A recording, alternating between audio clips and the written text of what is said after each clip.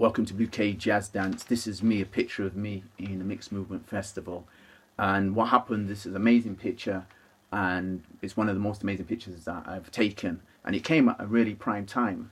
One of the key things is I wanted to share my legacy of leadership with individuals in 2020.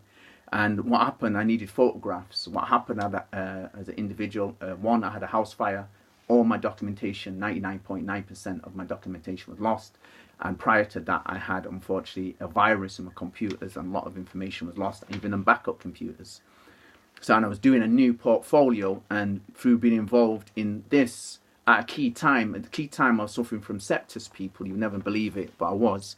The only thing I could do was improvise, but it's not the only thing I could do, and I need to rephrase that. Basically, I decided I'm going to become a live improvisational performer, involve myself in dance, storytelling, drama, drumming, etc. I'm an interdisciplinary artist. It does quite a few. Performing artist is a better way to call it. Okay, primary art would be dance, because dance is the mother of all other arts. It engages you in the art forms. Now, this is an amazing picture, and why it's an amazing picture, because it shows my athleticism. I came from a sports background, and I surpassed dancers who were doing ballet and contemporary for years, female and male, because of my sports background. Sports, basically, I came from a family of dancers and sports people and people who need to keep fit already. So we had all these things going on. So what happened, we, in my family, we had a very much interest in movement, anatomy, physiology. Do you understand? Right. So I had an interest in that from my mum and father. I got this from them, both of them. My mum and dad used to dance in the home, and mum and dad used to train in the home, train themselves physically, in the home, as well as sing and do design and all that type of thing. Now, one of the key things that happened was, as an individual, was I was the best dancer in my primary school, the best dancer in my secondary school, and I taught a lot of people to dance underground dances, that were new underground dances. I taught a lot of males how to do this in my school, because I went to a school with only a few black people in it, And what happened was, disco was big at that time, and other dancers and people asked me, could I teach them? And I taught loads of people, especially in the school, and outside the school, I used to teach a lot of people. That's where I got my love. I had a passion for dance. But anyway, cut a long story short, it led to me one day deciding I'm going to become a professional dancer. That wasn't just like that. Basically, I suffered from dyslexia unknown. I had special education needs, and I kept failing my O-levels. For 6 years, I failed my O-levels. I wanted to go in the RAF. I wanted to go on to do A-levels. And then I was going to go into the RAF to be an officer pilot. Didn't work out. What happened was, I had an interest in dance, like I said. But I always had a dream to be a stage dancer, a vernacular dancer, like entertainment, tap and all that, and choreograph, produce my own work. So behind the scenes, I was doing this. Now, what happened, what came up was, I wanted to be a stage dancer. The prerequisite of stage dance, you had to do ballet. So what happened, at the age of 16, I secretly started to go to ballet classes. And what happened, I was the only male in the class. I persuaded the teacher to take me on. She had little girls in that class and a few bigger girls, but there was no males in it. I went in and bowled her over by introducing to a character I made up called The Adventures of the Swing Kid. And the style was like a soft shoe shuffle, basically vernacular jazz dance, in musicals. And I, do a little bit of singing, do a little bit of dancing, do a little bit of comedy, all that. I bowled her over. She decided she was going to teach me ballet tap. And she was the right person. She was from South Africa. She taught me rhythmic tap. She taught me modern dance, and she taught me Russian ballet. And these are all the things I wanted to do, because the Dance Theatre of Harlem do Russian ballet. So it was a really strong connection with what I wanted to do. She understood. She became my agent for my Adventures of the Swing Kid, for my cabaret work, etc. Anyway, I did ballet with her for 6 years, but I did a lot of the work. Well, I'm going to give people in style self-train. She was like a specialist person I'd go to once a week, and I would do the work outside. In the interim, through the 6 years, I ended up exploring everything: contemporary dance, avant-garde dance, different types of movement, Alexander technique, boom, 5 rhythms, all these different type of movements, things, African dance, everything to do with jazz. I studied it. Do you know what I'm saying? Flamenco, I studied it. Tango, I studied it. Do you understand? And it was very important. So what happened in the school, I did a lot of work to do with pas de deux work, which was with older girls, how to lift a girl. I learned all these things, and I learned how to lift a girl in a contemporary dance world. You understand?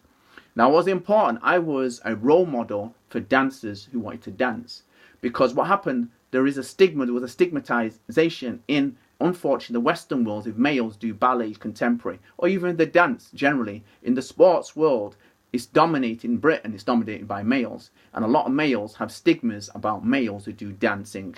It's a terrible thing that happens, so it stops a lot of males doing dance. Well, I didn't care about that because I came from a community that dance, males dance. I just laugh. I said, I don't come into your category. My dad has danced with my mum, as far as I know, for years, yeah, and still dances with her. He doesn't care what type of dance that I do. He's just glad that I'm into dance. We don't have these stigmas. Do you understand? I've seen a dance career of Harlem. I've seen national dance career of Jamaica, male dancing. Our traditional dances is Caribbean woman dancing with a man. Why would I feel ashamed of that? Do you understand? So basically, over the years, the stigma of ballet, I took it away from me. I didn't care. I told people I go to these classes. And what happened was, amazing thing took place was, I said, I failed my O-level 6 years in a run, and an opportunity came up to co-found the first ever contemporary dance company in Manchester. First cooperative contemporary dance company, yeah? And I've co-founded it. That opened a door for me to be in dance education, dance in the community, dance in the culture industries, dance tour, yeah? And dance in theatre. And one of the key things I'll never forget, I was glad, as a male, what happens is when you study dance, which I did, you study dance, what dance can do. Dance can improve people's lives from a perspective of giving them confidence. So a lot of males wanted to dance, and they used me and as an example, as a role model to follow off, because I came from sports, you see. So when the teachers start to talk about this dancing thing makes you a puff and soft and all that, I was not in that category. I didn't come into them categories. And I was a person that said, you're talking rubbish, because martial artists in my community get taught to do ballet. I started to understand how dance is used from a physiological point of view. It was used by footballers. It was used secretly. People were doing ballet, and in martial arts, they did ballet to strengthen the legs, because they saw it from a physiology point of view. Do you understand? Or improving people's coordination. People were ill, had back problems and all that, did ballet to improve their balance. I started to learn the science behind it, and that reinforced how I went about being a role model with dance, because I informed the sports teachers, you don't know what you're talking about. You're talking from ignorance, because sometimes people have prejudices from ignorance, not actually from facts. Do you understand? And I could challenge them because I was a person that studied anatomy from my home, physiology from my home, philosophy from my home. And from the United States, really from the United States and the Caribbean, they're very much into the physiology aspects, the psychology aspect. Yeah? Because remember, in America, they watch you from a child to develop you to be a sportsman. So there's massive interest. The same in the Caribbean. Same interest. People got scholarships. In the UK, in the grassroots communities, there wasn't really scholarships for upcoming sports people or upcoming dancers or upcoming musicians. But in the United States and the Caribbean, there is a bag of scholarships for people. So people invest and start to become serious about what they're doing. And parents say, boy, you can get an education through sports, an education through dance and through music is really understood in the Caribbean and United States, changing people's lives and their community forever. Rags to riches, these are the type of things that happen. So I was an individual who had that knowledge, that awareness. And what happened, I had a company, I co-founded a company. And I was glad I was in it, because what happened, our remit basically was like with a 30-mile radius, Manchester, Greater Manchester. So there was a lot of work, or just loads of work for Gestures. And Gestures had three females and two males. And two of the males were black males, that were involved in it. So we became a very much role model for dance in Manchester. The first time white kids were seeing black males in a leadership position in doing dance. It was the first time in Greater Manchester. So that 30-mile radius, we transformed how people view dance as individual. And I was glad I came from the background that I did. I come from a sports background, because I was again able to influence, to tell people, look, what's happened is there's a stigma around dancing. That stigma around dancing can stop you from learning from dance, because dance can help you as a sports person, because dance enhanced my sportsmanship without a doubt. But the reverse was true. My sportsmanship, excellence, reversed and enhanced my dance.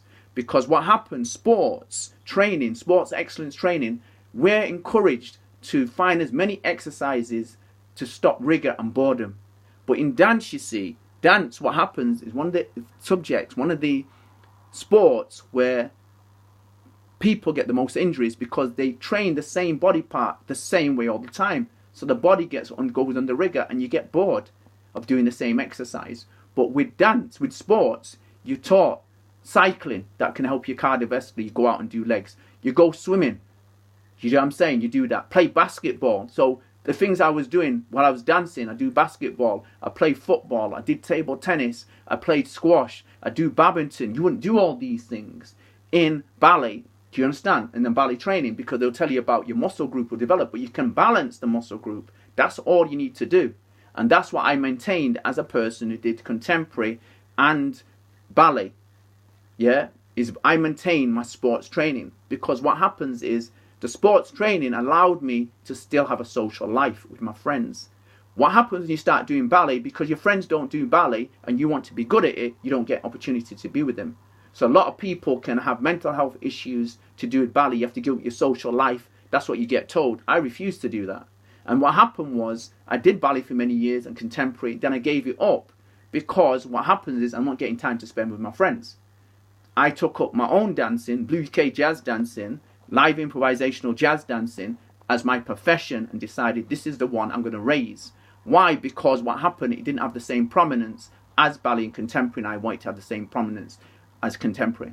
The health factors were one of the key things, because my art form it's a social art form. You interact with others, but it demands amazing training, demands amazing excellence. It demands you to do so much research into physiology and anatomy, because I was a pioneer of my own art form, and that meant as a live improvisational performer, you're constantly involved in exploring, you're constantly involved in devising with your open mind to explore all different dances. You're constantly always involved in creating your own moves. So that means you have to push the boundaries of your learning, push the boundaries of your thinking, push the boundaries of your developing, push the boundaries of your research.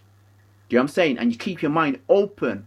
And so the thing about my dancing, I always kept up to date with all the social dances, what's happening in the theatre, what's happening in ballet, what's happening in contemporary. And I love what's happened now today with diversity, what diversity is doing. Because remember, diversity are an advert for male dancing, aren't they, on television. What you can do with dance. Diversity has shown you, if you've got talent and you work your talent, and what happens, you go into competitions, which I did. A lot of the great dancers, vernacular jazz dance in the 30s, 20s, all got to be prominent through going into competitions, because it opens opportunities for you to release and realize your full potential. And that's what diversity did. And when they came through, they did the business, and they're still doing the business today. And I love that. But I wanted to share with individuals in 2020 is about my legacy of leadership. As an individual, I was a role model for male dancing, and then I was a role model as a black dancer. I was a role model because I explored ballet and surpassed individuals. I went to the Royal Ballet. I was a mentor and coach for Manchester Youth Dance Centre as the only person at Royal Ballet who had not been through training from young. Do you know what I'm saying? And I was better than some of the people that are in there. And most importantly, I was still performing with the groups I've performed. I like to model what I do. I have an enthusiasm for dance. And as I got older, I'm an established dancer. I'm still performing my own work, because the work is improvisational. Basically, the philosophy is to push the boundaries of my learning, thinking and development, finding new ways to develop my art form. Now I'm doing something called Flying Solo, which is my own solo show, which is dance, storytelling, drumming, poetry, etc. Because that's what I wanted to do. And then what happens now, I'm drawing on different mediums, cross-cultural mediums from different African diaspora community, from the Asian community, Eastern community, from the Western community. I'm drawing upon all these factors to perform my own work. And again, I'm being a modeling for other young people coming through, that continue to keep involved in your dance, because dance is more than dance. And I've said to people, it's about your health, well-being. It encourages you to be self-expressive. It encourages you to be inquisitive. It encourages you to have an inquiry mind, imaginative mind, and creative mind. And all them factors improve your health. And dances should be about your health and well-being. I've been dancing from a child, and I told people I'm dancing to the day I leave. So what happens is, if you can't walk no more, what do? You become a choreographer, which I'm already am. If you can't walk no more, what do? You're a producer, manager. So I recognize that one day I wanted to dance, or I recognize at some point I'm going to get injured as a dancer. At one point I was injured for 4 years, people, but I was a choreographer, I was a producer, I was a director. Do you understand? So I had other things, and while I was bringing myself back, slowly but surely rehabilitating myself, going through a very traumatic time, I still was positive in my outlook, because I, as a dancer, as a role model dancer, I had broadened my perspective to learn as many roles in the dance world as possible, and that's one of the things I've been a role model for as well. Anyway, Blue Cat Jazz Dance out. Just give me an insight.